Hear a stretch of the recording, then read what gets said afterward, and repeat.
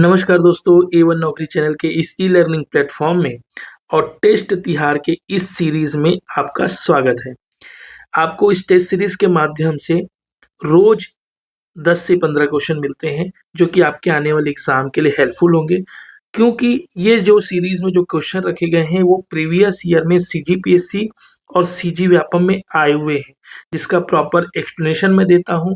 और इस सीरीज से जो क्वेश्चन है वो आपके आने वाले exam ADI, CGSI, police, forest guard, आबकारी आरक्षक, अमीन, प्रयोगशाला और भी अलग अलग CG व्यापम के एग्जाम और CGPSC के आने वाले एग्जाम के लिए तैयार कराते हैं।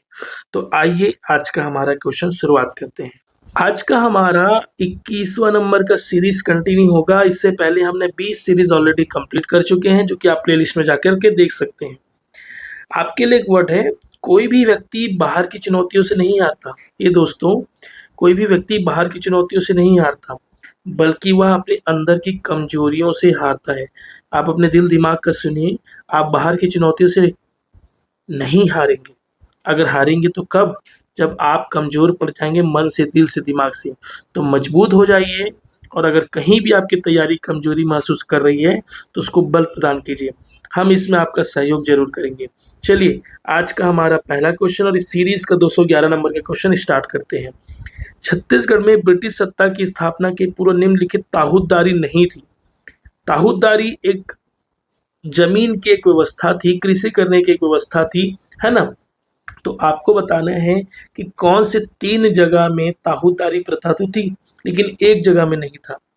देखो, सिरपुर में था, लोरमी में था और तरिंगा में था। ये क्वेश्चन रजिस्ट्रार 2021 में आया था।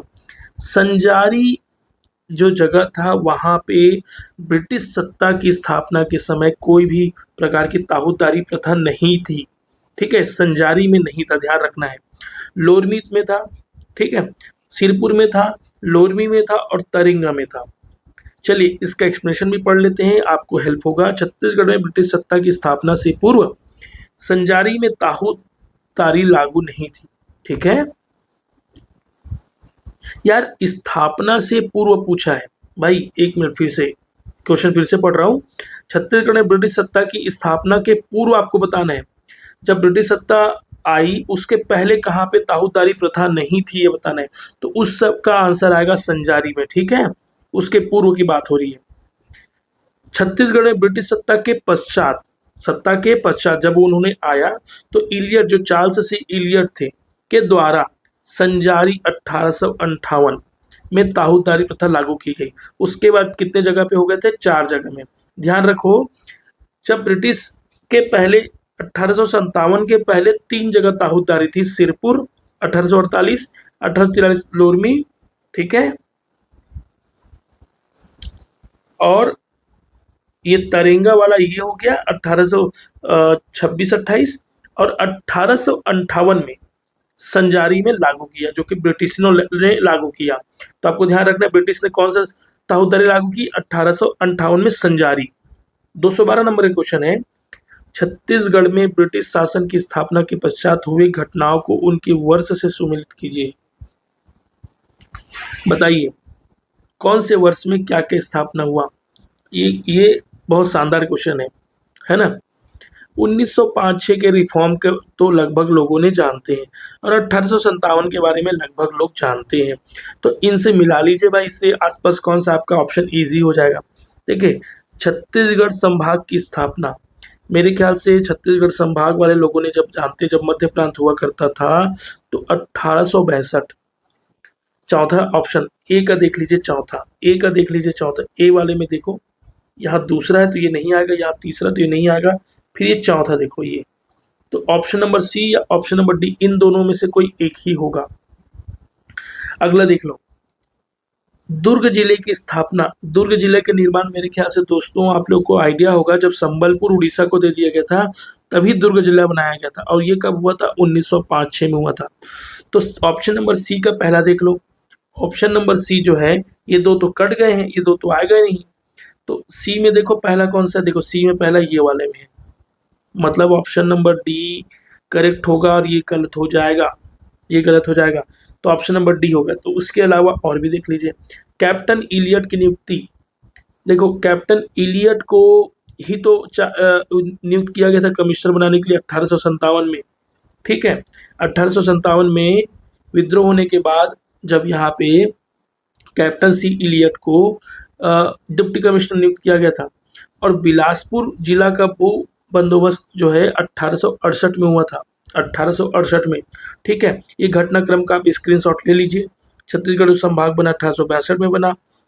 बिलासपुर जिला भू बंदोबस्त जो है वो 1868 में हुआ। दुर्ग जिला 1906 में हुआ, और कैप्टन इलियट जो है 1857 में। ठीक है, चलिए अगला क्वेश्चन 213 नंबर का। निम्नलिखित नेताओं में किसने असहयोग आंदोलन के समय अपनी सरकारी पदवी का त्याग नहीं किया? ठीक है, नहीं किया। क्वेश्चन ऐसे आएंगे भाई, सीजीपीएससी लेवल का क्वेश्चन है। अगर कोई एक ऑप्शन जानते हो कि किसने नहीं किया तो आपका क्वेश्चन बड़ा आसानी से बन जाएगा। मैं इसी कारण प्रीवियस ईयर क्वेश्चन पेपर करा रहा हूँ, जो कि प्रिपरेशन में सबसे अच्छा हेल्प करता है। कहीं भी अगर आपका अभी प्रिपरेशन में हल्का है, आप एडीए के एग्जाम की तैयारी कर रहे हैं, आप आने वाली सीजीपीएससी की तैयारी कर रहे हैं, या एसीएफ का कर रहे हैं, कोई भी एग्जाम का कर रहे हैं, तो इस लेवल के ही क्वेश्चन आने वाला है। तो देखिए देखिए, सरकारी पदवी का त्याग तो भाई गोपी किशन सेठ ने किया, काजी शमशेर खान ने किया, वामन राव लाखे ने किया, पंडित रविशंकर शुक्ल रह गए थे और इन्होंने कोई पदवी का त्याग नहीं किया था। पंडित रविशंकर शुक्ल जी ने, और देखिए क्वेश्चन का स्क्रीनशॉट ले लो अगर जरूरत है तो, है ना। ये भी रजिस्ट्रार में आया 2021 में। चलिए देखिए, पंडित रविशंकर शुक्ल ने असहयोग आंदोलन के समय अपनी सरकारी पदवी का त्याग नहीं किया था, नाम याद होना चाहिए।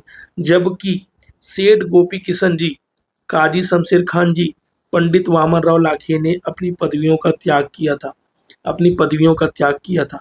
ठीक है, 214 नंबर का क्वेश्चन है, राजनांदगांव के मजदूर आंदोलन के कारण ठाकुर प्यारेलाल सिंह को किस वर्ष रियासत से निष्कासित होकर रायपुर आना पड़ा था? राजनांदगांव से ठाकुर प्यारेलाल सिंह को निष्कासन कर दिया गया था, है ना। देखो यार, ईयर वाले क्वेश्चन तो आ रहे हैं पेपर में, क्या करें, है ना, कुछ कुछ चीजें तो याद करनी पड़ेगी।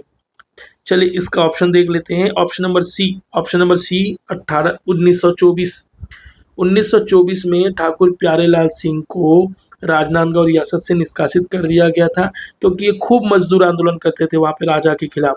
राजा के खिलाफ बहुत मजदूर आंदोलन करते थे। पढ़ लेते हैं। राजनांदगांव के मजदूर आंदोलन के कारण ठाकुर प्यारेलाल सिंह को 1924 में रियासत से निष्कासित होकर रायपुर आना पड़ा था। छत्तीसगढ़ में द्वितीय मजदूर आंदोलन 1924 के दौरान ठाकुर प्यारेलाल सिंह को रियासत की शांति व्यवस्था में बाधा मानते हुए निष्कासन कर दिया गया।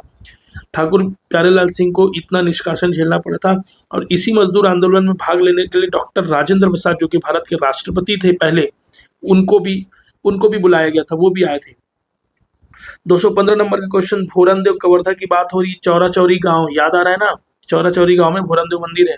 इनमें से किस नागवंश से संबंधित है? अलग अलग नागवंश थे ना, मैकल के सोमवंश, यहाँ के नागवंश, छिंदक नागवंश, ऐसे अलग अलग जगह। तो आपको बताना है किस नागवंश से थे।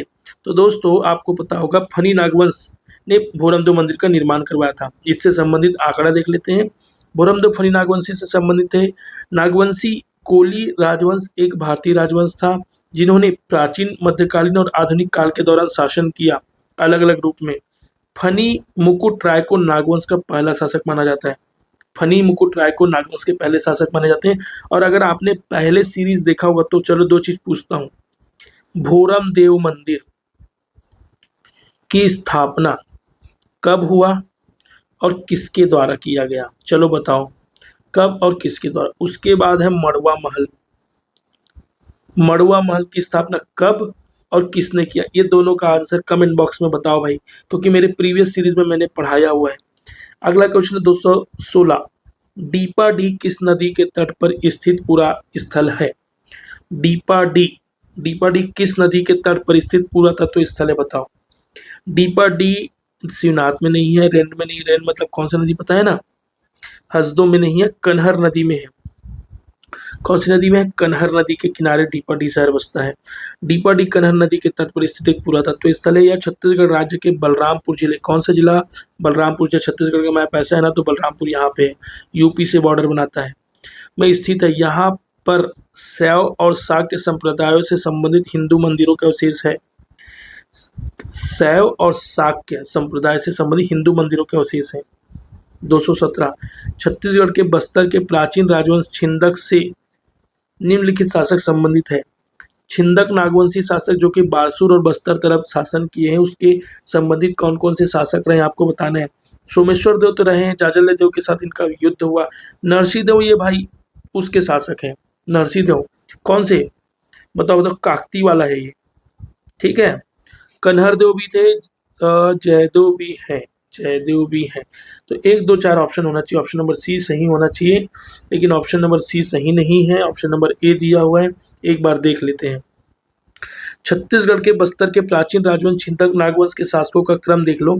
नृपति भूषण संस्थापक थे, धारावर्ष, फिर मधुरांतक देव, फिर सोमेश्वर देव, फिर कन्हर देव, राजभूषण सोमेश्वर देव द्वितीय, जगदेव भूषण नरसिंह देव।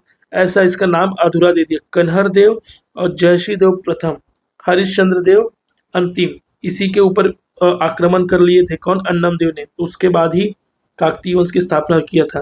देखो ये सिर्फ नरसिंह देव दे दिया था, इसलिए इसको गलत मैं समझ रहा था, जबकि उसका पूरा नाम है जगदेव भूषण नरसिंह देव, जगदेव भूषण नरसिंह देव, है ना।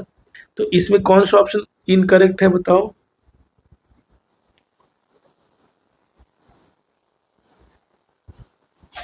देखिए ये क्वेश्चन थोड़ा सा एम्बिग्विटी है, इसमें लगभग चारों ऑप्शन दिया हुआ है ना। इसमें मुझे लगता है कि क्रम पूछा होना चाहिए था, क्रम पूछा होना चाहिए था, लेकिन क्रम ना पूछ करके कौन सा सही उत्तर लिखा हुआ है, तो है ना।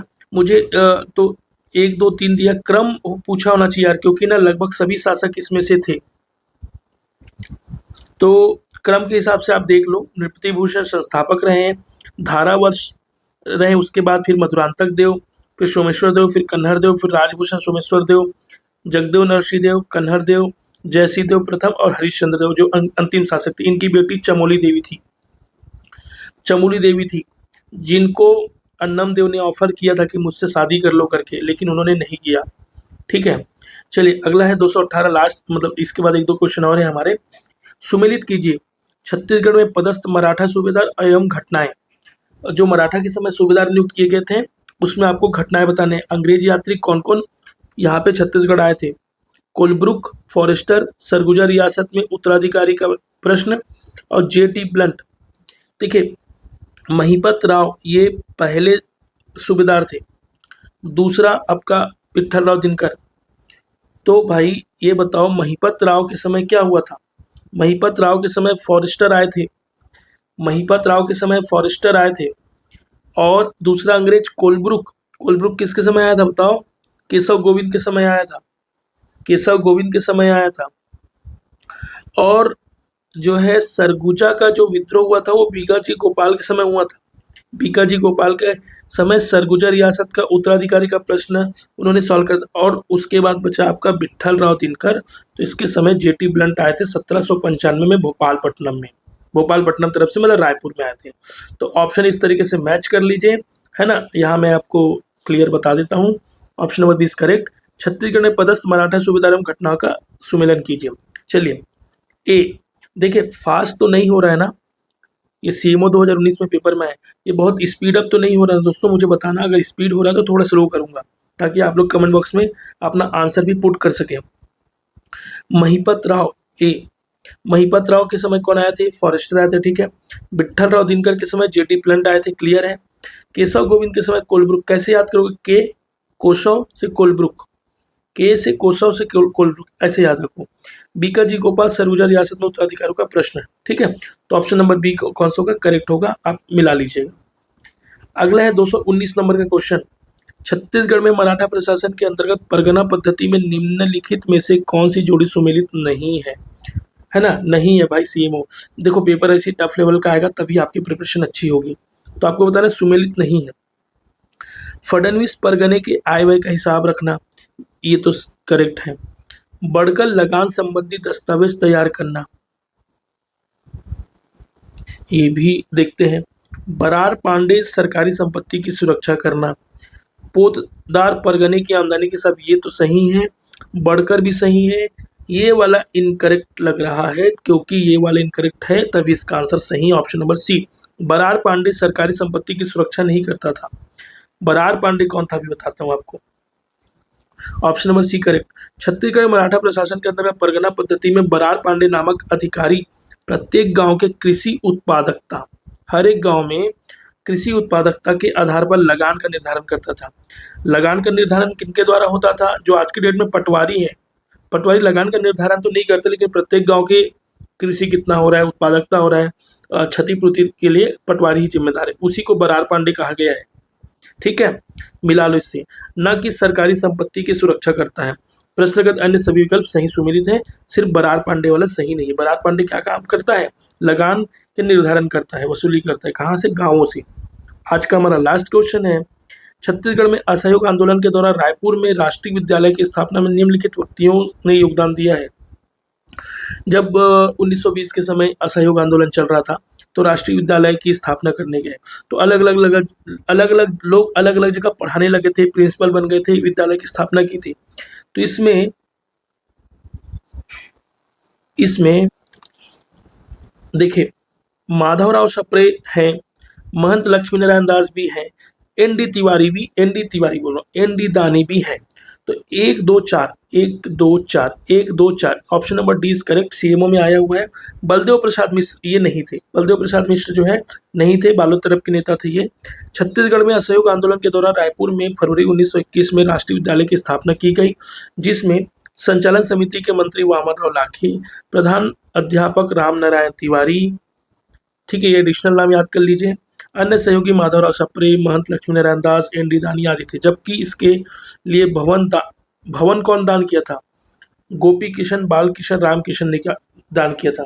तो देखिए, सरकारी विद्यालय के लिए भवन कौन दान किया था? गोपी किशन लोग किए थे। और बाकी पढ़ने प्रिंसिपल का काम कौन किए थे? ये सभी लोग किए थे। बलदेव प्रसाद मिश्र का कोई भी योगदान नहीं था। इसी के साथ हमारा टोटल 20 क्वेश्चन खत्म होता है, 20 बोल रहा हूँ, 10 क्वेश्चन खत्म होता है। टोटल 220 तक हम पहुंच चुके हैं। कल हम 221 से शुरू करेंगे। यह सीरीज रोज आपको मिलेगा। और चलिए, अगर आपको इंटरेस्ट है तो इसका कमेंट बॉक्स में आंसर दीजिए। छत्तीसगढ़ में 1858 में हुए सैन्य विद्रोह के संदर्भ में हनुमान सिंह के 17 साथियों को निम्नलिखित में से किस तिथि को फांसी दी गई? ABCD देख लीजिए, 18 जनवरी, 20 जनवरी, 22 जनवरी, 24 जनवरी। बताइए, जो हनुमान सिंह थे, है ना, जिसको मंगल पांडे भी बोला गया है, वो कैप्टन सिडवेल की हत्या कर दिए थे। उसके बाद 17 साथियों लोगों को गिरफ्तार कर दिया गया था और फिर उनको फांसी चढ़ाया गया था। कौन से डेट में चढ़ाया गया? चलिए कमेंट बॉक्स में करके बताइए, मैं आपका वेट कर रहा हूँ। और चैनल को लाइक शेयर सब्सक्राइब नहीं किए तो please do. Thank you so much.